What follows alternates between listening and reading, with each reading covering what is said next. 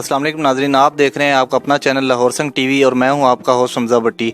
नाजरीन, आज हम मौजूद हैं कैप्टन मोहम्मद अता साहब के पास, जो कि पाकिस्तान इंटरनेशनल एयरलाइंस PIA से रिटायर्ड हैं। 1981 से लेकर 2012 तक इनकी सर्विसेज हैं पाकिस्तान एयरलाइंस के लिए।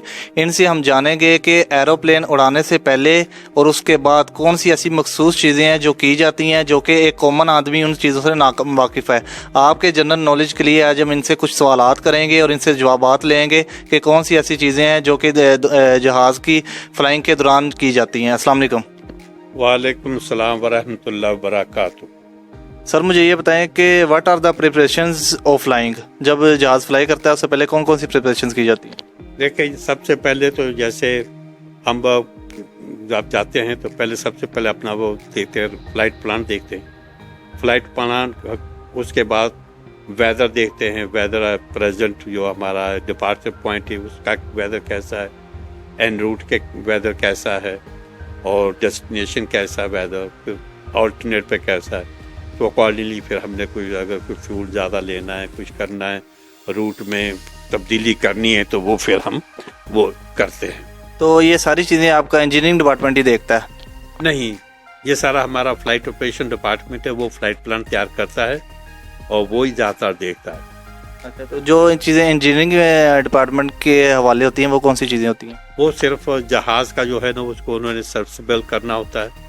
उनके जहाज़ में अगर कोई नुक्स हैं तो वो दूर करते हैं और उसके बाद वो फिर हमको हमारे हवाले करते हैं। अच्छा, जो कैप्टन की पायलट की जो क्वालिफिकेशन है वो कितनी होनी चाहिए?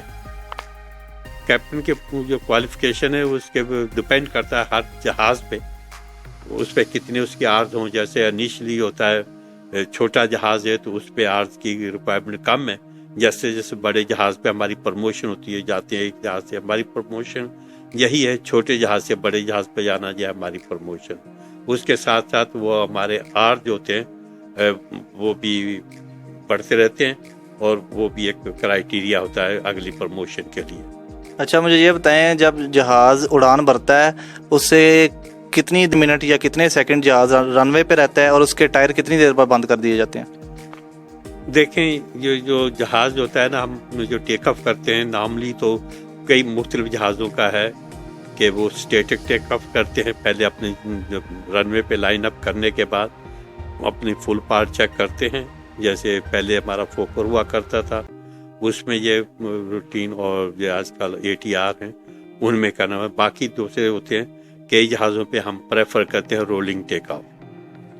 तो जहाज़ की जो हाइट है वो कितनी होती है? जहाज़ की जो हाइट है वो हर एक होती है सीलिंग हाइट जहाज़ की, वो हर जहाज़ की मुख्तलिफ है। कईयों के हो सकता है 36,000 तक भी या 38,000 तक भी चली जाती है। तो दूसरे 777 वगैरह इनकी में भी 40-41 से भी ऊपर। तो डिपेंड करता है सीलिंग जो होती है उसकी हाइट जो कि वजन के हिसाब से जो है वो और रूट के हिसाब से। अच्छा, what are the benefits of dual engine? जो डुअल इंजन उसका क्या बेनिफिट है? देखिए, कोई भी जो है ना पैसेंजर का, चाहे सेसना जैसे ट्रेनिंग वो तो इसका सिंगल इंजन होता है, लेकिन जिसमें पैसेंजर कैरिंग होते हैं जहाज़ उनके डुअल इंजन लाजमी है। इन केस ऑफ एक अगर फेल हो जाए तो उसे दूसरे से काम चल जाए। अच्छा, मुझे ये बताएं, जो कंट्रोल टावर कम्युनिकेशन है वो क्या चीज़ होती है, उसके बारे में थोड़ा हमें गाइड करें। देखें, वो हमें तो सिर्फ अपना पता होता है ना कि हम इस रूट पे जा रहे हैं। बाकी जो है वो सारा जो हमारा इसका है कंट्रोल टावर हो गया, फिर आगे अप्रोच कंट्रोल, एरिया कंट्रोल मुख्तलिफ है, उन्हें पूरी पिक्चर होती है कि और इस रूट पे कौन से जहाज़ हैं, उनको एक दूसरे से अगर कैसे सेपरेशन उनकी कैसी मेंटेन करनी है, कोई हमें कोई डाइवर्शन देनी, कोई किसी तरह कोई कन्फ्लिक्टिंग ट्रैफिक आ जाए तो हमें एडवाइस करते हैं। ठीक है, मुझे ये बताएं कि जो एक बड़ी ख़ास चीज़ है, लास्ट टाइम त्यारा हादसा हुआ था उसमें जो चीज़ सबसे ज़्यादा सुनने में आई थी, वो बहुत ज़्यादा लोग जो है इससे नावाकिफ़ हैं। मेडे कॉल जो होती है वो क्या होती है और क्यों दी जाती है? मेडे कॉल होती है अगर जहाज़ को कोई ऐसी एमरजेंसी हो, सीवियर किस्म की एमरजेंसी, तो वो कॉल उस वक्त दी जाती है। उसका यही होता है कि एक तो जो इर्द गिर्द को जहाज़ जो फ्लाई कर रहे हैं वो थोड़े से एक्टिव हो जाए, वो देखें, वो थोड़े से एक्टिव हो जाए, वो देखें, वो वॉच आउट करें कि ये जहाज़ पे इमरजेंसी हो रही है। بعض کا تو یہ ہوتا ہے کہ وہ بندہ ایمرجنسی میں اتنا انوالو ہوتا ہے اس کو نہیں پتہ تاکہ دوسرے اس سے اوائڈ کر سکے. اور دوسرا یہ ATC کو بھی پتہ چل جائے کہ یہ جہاز ایمرجنسی کے ساتھ آ رہا ہے, اس کو پرائرٹی دینی ہم نے. تو عموماً یہ ہوتا ہے جیسے لاہور سے اگر جہاز جاتا ہے فار ایگزامپل امریکہ جاتا ہے تو اس میں قریباً 7 سے 8 گھنٹے ایسے آتے ہیں جس میں آپ کو سی کے اوپر فلائی کرنا پڑتا ہے. تو اس کے دوران اگر آپ کو کوئی ایمرجنسی آ جائے, ہیلتھ ایمرجنسی آ جائے, کوئی بھی کسی طرح کا مسئلہ اگر کسی پیسنجر کے ساتھ ہو جائے تو اس کا کیا حل ہوتا ہے؟ کیونکہ نارملی تو آپ بھی کسی بھی ایئرپورٹ پہ لینڈ کر لیں گے, تو اس کے دوران آپ کیا کرتے ہیں؟ دیکھو اس کے دوران تو یہ ہے کہ اتنا 7-8 گھنٹے تو کنٹینیوس نہیں فلائی ہوتا سی پہ اوپر. جیسے ہم امریکہ جاتے ہیں تو زیادہ 3 گھنٹے آپ کیسے رہ سکتے ہیں.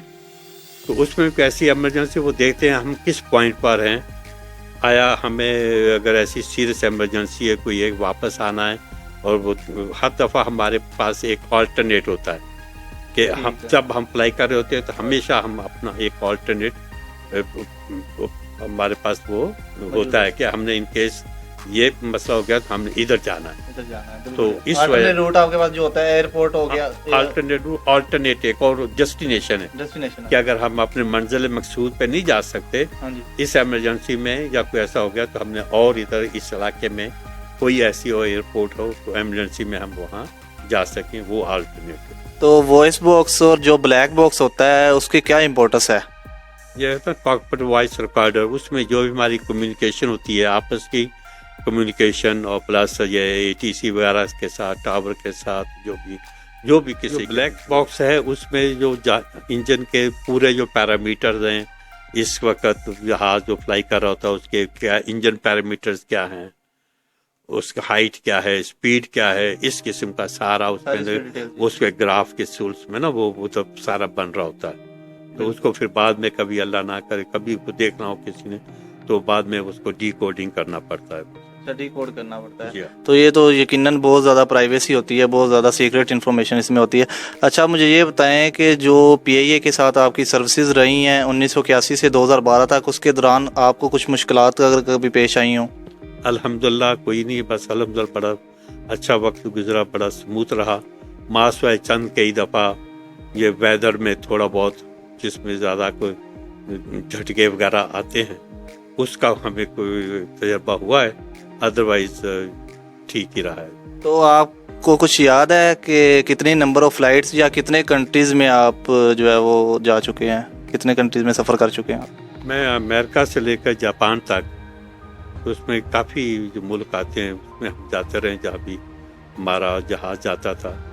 جمبو کے کافی اس وقت روٹ ہوتے تھے جس میں آپ یہ کہہ لیں یورپ میں انگلینڈ ہو گیا, ہالینڈ ہو گیا, جرمنی ہے, فرانس ہے, پھر ادھر امریکہ ہے, ادھر پیرس میں جاپان ہے,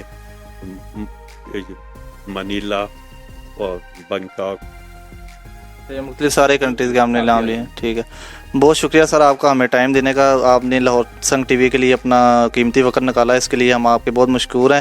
ناظرین اسی طرح کی مزید اچھی ویڈیوز دیکھنے کے لیے آپ بھی ہمارے چینل کو سبسکرائب, لائک اور شیئر کرنا بالکل نہ بھولیں. اسی کے ساتھ ہی اپنے ہوسٹ حمزہ بٹی کو دیں اجازت. آپ سے ملاقات ہوگی انشاءاللہ اگلی ویڈیو میں. اللہ حافظ.